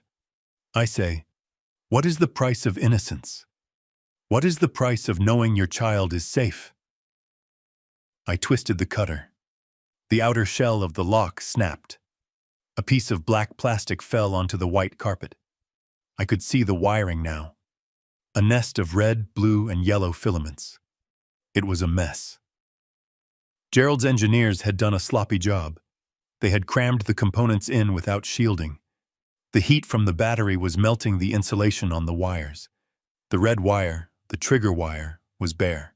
It was vibrating slightly with the pulse of the current. If that red wire touched the metal casing, it was game over. I picked up the scalpel. I needed to sever the connection to the capacitor before I cut the strap. I moved the blade toward the red wire. My hand, usually rock steady, developed a microscopic tremor. I was 68 years old. I had been beaten, kicked, and frozen in the rain. My body was failing me at the worst possible moment. "Come on, Henry," I hissed to myself. "Just one cut." From the hallway, I heard footsteps, heavy boots, radios crackling. "Sector 2 is clear," a voice shouted. "Check the VIP rooms. Voss wants a head count." They were coming. I had maybe 60 seconds before they tried the door. I looked at Leo. He was staring at the door, his eyes wide with terror. "Look at me, Leo," I commanded softly. "Don't look at the door. Look at me. Trust me." I gripped his ankle with my left hand to stabilize it. I brought the scalpel down. I didn't slash. I pressed the blade against the copper wire, using the bone of the ankle as a fulcrum, but stopping a millimeter before the skin. Gerald's voice reached a crescendo. "And so I am proud to demonstrate the unbreakable bond of the Croft Guardian." I severed the wire. There was a pop. A tiny puff of blue smoke rose from the device. The red LED light on the side of the box flickered and died. The bomb was disarmed, but it was still locked. I didn't have time to pick the secondary lock. I grabbed a heavy pair of pliers from the bag. "Close your eyes, Leo." I jammed the jaws of the pliers into the gap I had made in the casing. I used both hands. I leveraged every ounce of old man strength I had left in my shoulders. I twisted. Plastic crunched. Metal groaned. Outside, someone tried the door handle. It rattled. "Open the door," a guard shouted. "Security check." I pulled harder. The veins in my neck stood out. The device dug into Leo's leg. He let out a whimper of pain. "Almost there," I grunted. With a final sickening crack, the hinge of the ankle monitor shattered. The device sprang open like a dead clam. It fell from Leo's leg and landed on the carpet with a heavy thud. I grabbed it. It was hot to the touch, burning my palm. I looked at Leo's ankle. The skin was angry red, indented, and blistered from the heat, but it wasn't dissolved. The acid hadn't broken through. He still had his foot. "Daddy!" Leo threw his arms around my neck, burying his face in my chest. He was shaking violently now, the adrenaline crash hitting him. I held him tight for 1 second. Just 1 second. I smelled his hair. I felt his heartbeat. Then the door handle rattled again. Harder this time. A shoulder slammed against the wood. "Open up or we breach!" I pulled away from Leo. I stood up. I looked at the broken device on the floor. I looked at the unconscious doctor. I looked at the door that was about to splinter inward. I picked up the broken ankle monitor. I shoved it into my pocket. It was evidence. It was the weapon. I grabbed a wet towel from the bar and wrapped it around Leo's ankle. "Can you walk?" I asked him. Leo nodded, sliding off the couch. He winced when his foot touched the ground, but he stood. He was a Croft, but he had my blood too. He was a survivor. I picked him up. He was heavy, too heavy for my aching back, but I didn't feel the weight. I walked to the window. We were on the 2nd floor. Outside, there was a narrow ledge that ran along the side of the building, leading to the drain pipes. It was a route for a cat burglar, not a grandfather carrying a child. But the door behind me cracked. A splinter of wood flew across the room. I opened the window. The cold night air rushed in, smelling of rain and freedom. "Hold on tight, Leo," I whispered. "Don't look down." I stepped out onto the ledge just as the door to the VIP room exploded inward. I heard the guards shouting. I heard them checking the closet. I heard them finding the doctor. But they didn't see us. We were already gone, swallowed by the shadows, moving toward the main ballroom. I wasn't escaping. I wasn't running away. I was heading toward the stage. Gerald was down there, basking in the applause. He thought he had won. He thought his secret was safe in a locked room. He didn't know that the ghost was coming down the drainpipe, and the ghost was bringing the truth with him. The applause in the grand ballroom sounded like rain on a tin roof. It was a wall of noise, manufactured and polite, fueled by expensive champagne and the desperate need to be seen on the right side of power. I stood in the heavy velvet shadows of the stage wings, holding my son against my chest. Leo had stopped shivering. He was clinging to me with a strength that defied his size, burying his face in the crook of my neck so he wouldn't have to see the monsters in the tuxedos. Out there, in the blinding wash of the spotlights, Gerald Croft was glowing. He stood at the lucite podium like a televangelist, his arms spread wide, basking in the adoration of the military generals and venture capitalists who were about to make him a trillionaire. Behind him, a massive LED screen, 60 feet wide, displayed the rotating gold logo of Croft Dynamics. "We do not just build technology," Gerald boomed, his voice amplified to reach the back of the room. "We build trust. When you put a Croft Guardian on your child, or your soldier, or your prisoner, you are securing the future. You are saying that chaos has no place here. You are saying that order is worth any price." I stepped closer to the edge of the curtain. My boots left muddy prints on the polished stage floor. The blood from the fight with Douglas was drying on my shirt, a stark crimson stain against the white fabric. I looked like a specter of war invading a palace of peace. I looked down at the tablet in my hand. It was cracked, battery dying, connected to the estate's AV system via the ghost network I had activated in the basement. Benny's voice crackled in my ear, faint but clear. "I have the uplink, Henry. The firewall is down. The stage is yours." I didn't answer. I didn't need to. I just tapped the enter key on the screen. Out on the stage, Gerald was building to his crescendo. "This device is flawless. It is unbreakable. It is the ultimate shield for the ones we low." The sound system shrieked. It wasn't feedback. It was the sound of a digital scream, a harsh electronic tear that made 500 people cover their ears instantly. The massive screen behind Gerald flickered violently. The golden logo distorted, melted, and then vanished. The ballroom plunged into a confused silence. Gerald tapped the microphone, looking annoyed. "Technical difficulties," he joked, forcing a smile. "It seems the storm is still messing with our—" Then the screen flared to life again, but it wasn't gold anymore. It was red.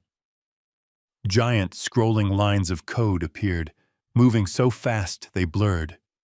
Then a map, a satellite view of the estate, and right in the center, a pulsing red dot. Then came the audio. It was the recording I had made earlier, the conversation from the VIP room. But it wasn't just audio. I had synced it with the thermal imaging logs from the ankle monitor. On the 60-foot screen, a graph appeared. It showed temperature spikes. It showed chemical leakage rates. And Gerald's voice, clear as a bell, echoed through the ballroom. "If his leg gets a little red, we have doctors. I can buy him a new leg if I have to." The crowd gasped. It was a collective intake of breath that sucked the air out of the room. Gerald froze. He looked back at the screen, his face draining of color. He looked like a man who had just seen his own obituary. "Turn it off!" he screamed at the sound booth. "Cut the feed!" But the feed didn't cut. Instead, the screen switched to a live camera view. It was the camera I had hacked in the VIP room. It showed the empty couch. It showed the unconscious doctor on the floor. And it showed the broken pieces of the ankle monitor lying on the carpet like shrapnel. That was my cue. I didn't run out. I didn't shout. I walked. I stepped out from the curtains and into the harsh glare of the spotlight. The light blinded me for a second, but I didn't blink. I kept walking. The silence in the room changed. It wasn't confused anymore. It was terrified. The audience saw me. They saw the old man in the waiter's uniform. They saw the mud. They saw the blood. And they saw the boy in my arms, his leg wrapped in a wet towel. Gerald turned slowly. When he saw me, his knees actually buckled. He grabbed the podium to keep from falling. "Henry," he whispered. The microphone picked it up. It sounded like a prayer. I didn't stop until I was standing right next to him. I was close enough to smell the fear sweating through his pores. I carefully, gently, lowered Leo to the ground. He stood on his good leg, leaning against my hip for support. I reached into my pocket. 2 security guards started to rush the stage from the pit. "Stop!" I commanded. My voice wasn't amplified, but it hit them like a physical blow. It was the voice of command. The voice of a man who held the detonator. I pulled the broken, melted remains of the ankle monitor from my pocket. I slammed it onto the podium. It landed with a heavy plastic crack right next to Gerald's champagne glass. "Tell them, Gerald," I said. Gerald stared at the device. He couldn't speak. His mouth opened and closed like a fish on a dock. "Tell them about the battery," I said, louder this time. "Tell them about the acid. Tell them how you decided that my son's leg was an acceptable loss for your profit margin." I turned to the audience. I scanned the faces in the front row. I saw the general from the Pentagon. I saw the investors from Wall Street. They were staring at the device on the podium. They were staring at the yellow chemical residue that was still bubbling slightly from the casing. "This is the Croft Guardian," I said, pointing at the wreckage. "It is not a shield. It is a cage, and it leaks." Gerald lunged for the microphone. He tried to salvage the unsalvageable. "He is lying. This man is mentally unstable. He kidnapped the boy. I didn't let him finish. I reached out and grabbed the microphone stand. I ripped it from his hand. I pointed to the screen behind us. Benny had played the final card. The screen changed one last time. It showed a document, a patent filing from 20 years ago, and at the bottom, the signature of the inventor. Henry Cole. "That is my name," I said to the room. I wrote the code. I built the prototype. And I am telling you, this system is flawed. It was never meant to be used on humans. Gerald knew that, but he didn't care. I looked down at Gerald. He was shrinking. He looked smaller than I had ever seen him. The titan of industry was melting away, leaving behind just a greedy, pathetic old man. "You wanted to buy him a new leg?" I asked, my voice dropping to a whisper that the microphone caught, and carried to every corner of the room. I reached down and lifted Leo's pant leg. I unwrapped the towel. The audience saw the angry red welts. They saw the blisters where the heat and the chemical fumes had burned the skin of an 8-year-old boy. A woman in the front row screamed. Cameras started flashing. 1,000 shutters clicking at once, capturing the end of an empire. I looked Gerald dead in the eye. "You can't afford it, Gerald. There isn't enough money in the world to pay for this." Gerald looked out at the crowd. He saw the general standing up, buttoning his jacket, turning his back on the stage. He saw the investors on their phones, frantically shouting sell orders. He saw the illusion crumbling. He looked at me with pure hatred. "You ruined everything," he hissed. "No," I said, picking Leo up again. "I just turned the lights on." I turned my back on him. I walked away from the podium.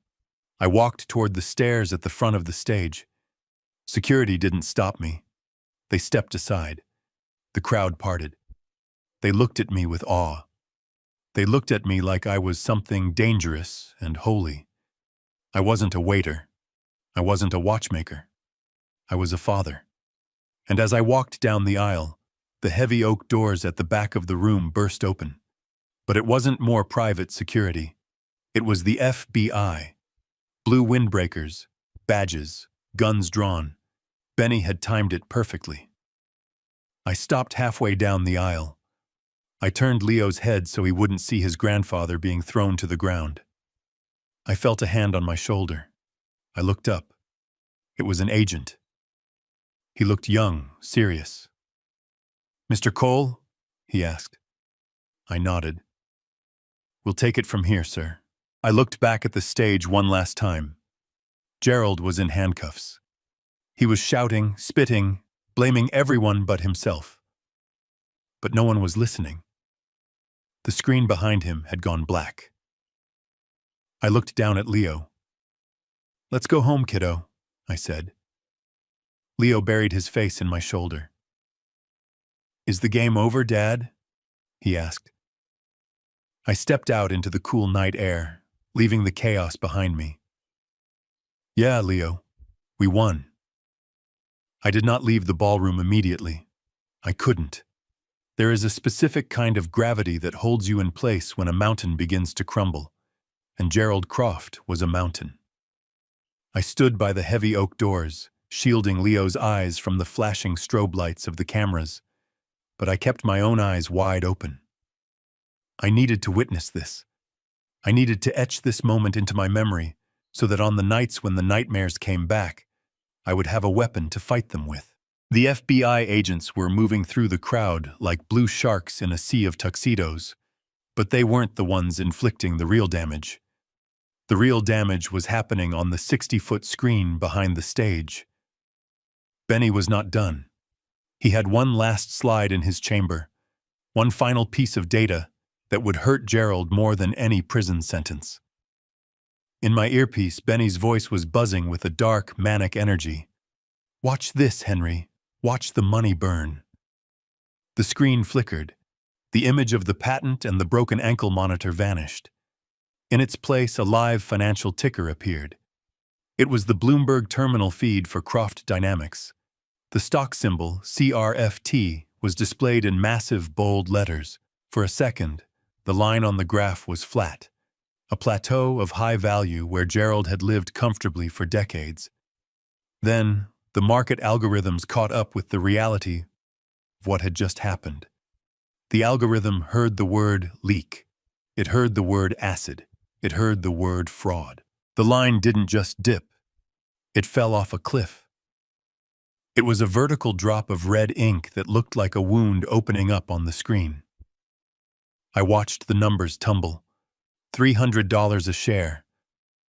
200. 150. It was freefall. Billions of dollars in market capitalization were vaporizing in seconds, dissolving into the digital ether. The sound in the ballroom changed. It wasn't the silence of shock anymore. It was the roar of panic. I saw the investors in the front row, the men who had been toasting Gerald 5 minutes ago, scrambling for their phones. They weren't looking at Gerald. They were looking at their portfolios bleeding out. I heard a man near me, a hedge fund manager with a face slick with sweat, screaming into his phone. "Sell it all. Dump it. I don't care about the spread. Just get me out. It is going to zero. Do you hear me? Zero." It was a beautiful cacophony, the sound of greed eating itself. On the stage, Gerald was watching the screen too. The handcuffs were already on his wrists, the metal biting into his skin. But he didn't seem to feel them. He was staring at the red line plummeting toward the bottom of the graph. His face was a mask of absolute horror. For a man like Gerald, losing his freedom was an inconvenience. He could buy lawyers. He could buy a comfortable cell.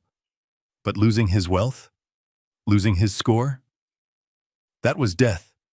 He started screaming at the screen, thrashing against the grip of the agents holding him. "Stop it! That is a glitch! Halt trading! Someone call the exchange! You can't do this to me! I am Croft Dynamics!" But the market didn't care. The market has no loyalty. It only has fear. And right now, the fear was contagious. The press, sensing the blood in the water, broke through the security line. They swarmed the stage, a pack of wolves descending on a wounded elk. The flashbulbs were blinding, a relentless lightning storm that exposed every wrinkle of panic on Gerald's face. They shoved microphones into his face, shouting questions that hit him like stones. "Mr. Croft, did you authorize the human testing? Is it true the device causes chemical burns? Are you facing bankruptcy? What do you have to say to your grandson?" Gerald tried to turn away, to hide his face from the lenses, but there was nowhere to go. He was trapped in the glare of his own failure. He looked small. He looked old. The carefully crafted image of the visionary genius had peeled away, leaving only a frightened criminal in a torn tuxedo. Then, Benny played the audio again. He looped it. "I can buy him a new leg. I can buy him a new leg. I can buy him a new leg." The sentence echoed through the hall, over and over, a mantra of cruelty that synced perfectly with the crashing stock price. Every time the words rang out, the stock dipped another 10 points. It was psychological warfare.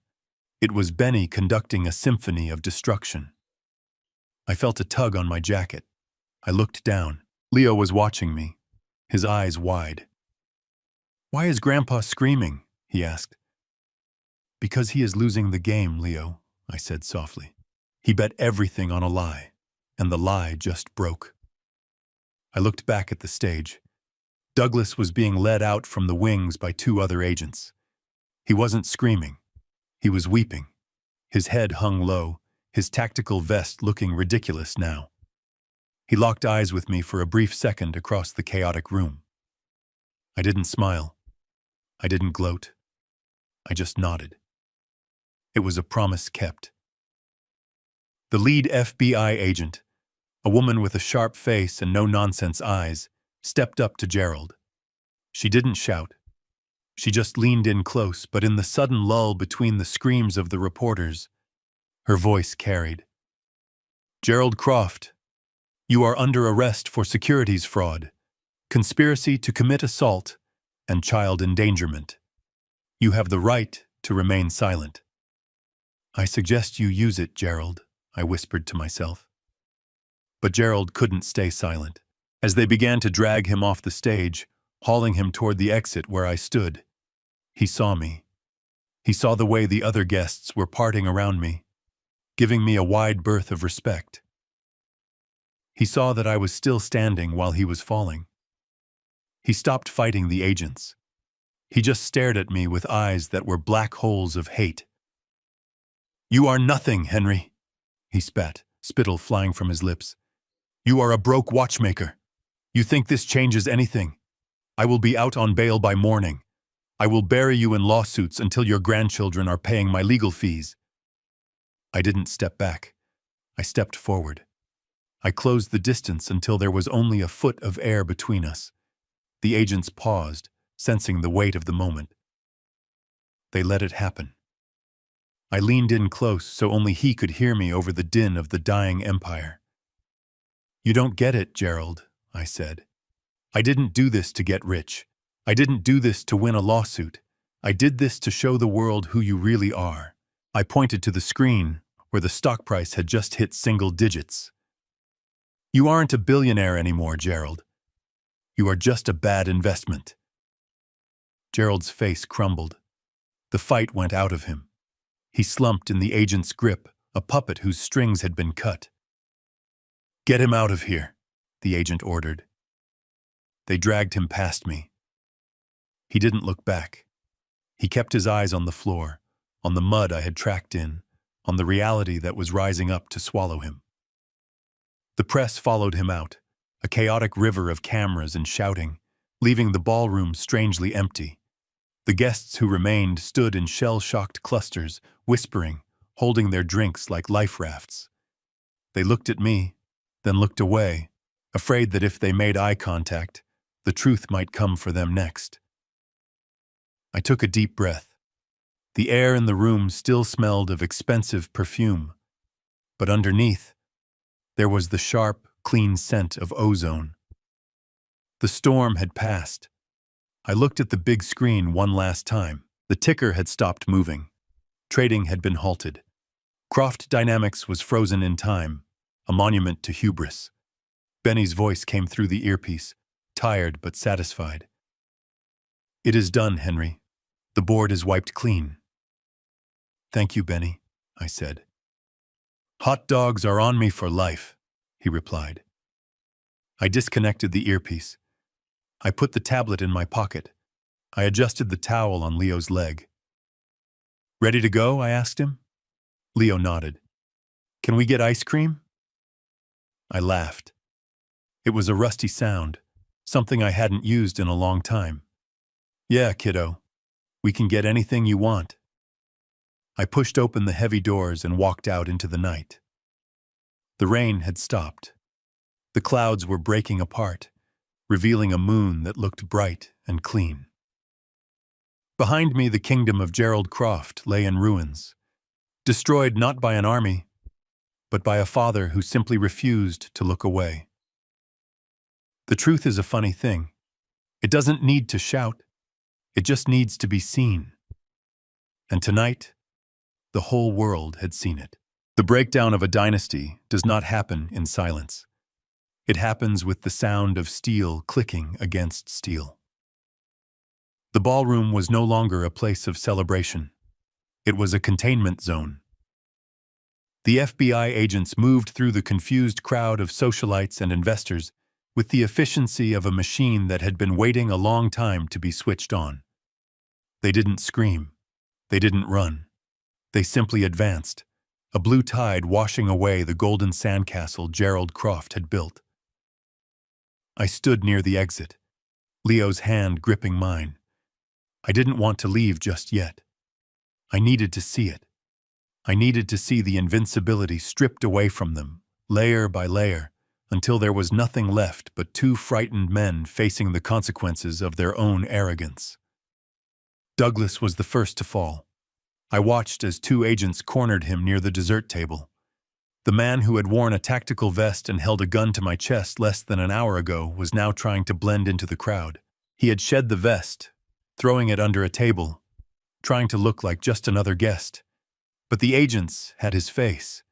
They had his description. And thanks to the data dump I had sent them, they had the logs of him ordering the illegal chemical components for the ankle monitors. He didn't fight. When the agent placed a hand on his shoulder, Douglas collapsed. He didn't drop to his knees and surrender. He crumbled like a building with a rotten foundation. I watched him weeping, his face red and blotchy, pointing a shaking finger toward the stage, toward his father. "He made me do it," Douglas sobbed, loud enough for the press to hear. "He told me it was safe. I didn't know. I swear I didn't know." It was pathetic. The tough soldier, the heir apparent, throwing his own father to the wolves to save his own skin. The agents didn't care. They spun him around, pulled his arms behind his back, and I heard the distinct, heavy click of the handcuffs. It was the sweetest sound I had heard in 20 years. They marched him out, his expensive Italian loafers dragging on the carpet. A man who had never been told no in his life finally hearing the ultimate rejection. Then they came for Gerald. Gerald was not crying. He was bargaining. He was standing in the center of a circle of agents, his face a mask of purple rage. He wasn't speaking to the agents. He was shouting over their heads, trying to make eye contact with anyone who could help him. He was looking for the judges he had bribed. He was looking for the senators he had funded. But no one looked back. The guests were busy studying the floor, or their phones, distancing themselves from the toxic fallout. "This is a misunderstanding," Gerald roared, slapping an agent's hand away. "Do you know who I am? I am a defense contractor. I have clearance. You cannot touch me. Call the director. Get him on the phone right now." The lead agent, a man with gray hair and eyes that looked like they had seen every lie in the book, didn't blink. He simply grabbed Gerald's wrist. He didn't use excessive force. He used just enough. He twisted Gerald's arm behind his back with a practiced motion that forced the billionaire to bend forward at the waist, the posture of a servant. "Gerald Croft," the agent said, his voice calm and bored. "You are under arrest for federal wire fraud, conspiracy to commit torture, and gross negligence resulting in bodily harm to a minor." "Torture!" Gerald screamed. "It was a safety device. I was protecting him." The second cuff clicked into place. The sound echoed in the sudden silence of the room. The cameras flashed in a blinding wave, capturing the image that would be on the front page of every newspaper in the world tomorrow morning. The great Gerald Croft, hunched over, shackled, defeated. They began to walk him toward the doors, toward me. I could have stepped aside. I could have let them pass, but I didn't. I stood directly in his path, blocking the exit. The agents slowed down. They saw me. They saw the boy with the bandaged leg standing next to me. They recognized the dynamic. They paused, giving me 5 seconds. Gerald looked up. His hair was messy. His tie was crooked. He looked at me, and for a second, I thought he would spit at me. But he didn't. He looked at me with confusion. He genuinely didn't understand how this had happened. How a watchmaker had taken down a king. "You," Gerald whispered, his voice raspy. "You have no money. You have no power. How?" I looked at him. I looked at the man who had made my daughter's life miserable, who had tried to turn my son into a lab rat. I felt the weight of the last 20 years lift off my shoulders. I didn't feel angry anymore. I just felt pity. I leaned in close so only he could hear me. "You spent 40 years building a fortress, Gerald. You bought the bricks with stolen code and other people's pain. You thought you were safe because you were at the top of the tower." I paused, glancing down at the handcuffs on his wrists. "But you forgot one thing about watchmakers, Gerald. We don't look at the outside of the machine. We look at the gears inside. And when we see a broken gear, we don't paint over it. We remove it." Gerald stared at me, his mouth opening to speak, but no words came out. "And by the way," I added, my voice dropping to a whisper, "I checked the time for you. It is midnight. The party is over." I stepped aside. "Get him out of here," I said to the agent. The agents pushed Gerald forward. He stumbled, almost tripping over his own feet. He didn't look back. He kept his head down, staring at the mud on the floor, the mud I had tracked in, the mud that was now the only thing he had left. I watched them drag him through the double doors and out into the flashing red and blue lights of the police cruisers waiting in the driveway. The siren wailed, a long, mournful sound that signaled the end of an era. The ballroom was empty of threats now. The monster was in a cage. The dragon was slain. I looked down at Leo. He was squeezing my hand so hard, his fingers were white. "Is he coming back, Dad?" Leo asked, his voice small. "No, son," I said, looking at the empty doorway. "He is going to a place where money doesn't matter." I picked Leo up. He was getting too big to carry, but tonight, I would have carried him across the ocean if I had to. I walked out of the ballroom, past the shocked guests, past the ruin of the buffet, past the wreckage of a life we were leaving behind. We walked out into the cool night air, The rain had stopped completely. The clouds had parted, and the stars were out, sharp and bright above the city skyline. I took a deep breath, filling my lungs with clean air. I didn't have a plan for tomorrow. I didn't have a job. I didn't have a fortune. But as I walked toward the gate, leaving the Croft estate behind me for the last time, I felt richer than Gerald had ever been. I had my son. I had my honor. And for the first time in a long time, I had peace. What did I learn from the night the lights went out at Croft Manor? I learned that you can build a fortress out of gold, but if the foundation is rotten, it only takes one honest man to bring it down. Gerald thought power came from fear. He thought leverage was something you bought on the stock market. But real power is the hand that holds your child when the world is burning. Real leverage is the truth. We often think we are too small, too old, or too poor to fight back against the giants. But remember this, even the biggest machine depends on the smallest gear. If you are that gear, and you refuse to turn for a tyrant, the whole machine stops. Never let anyone tell you that your dignity has a price tag. If this story resonated with you, if you believe that justice is worth fighting for, hit that like button and subscribe to the channel. And tell me in the comments below, have you ever had to stand up to someone who thought they owned you? I will be reading your stories. Until next time, keep your eyes open and keep your gears turning.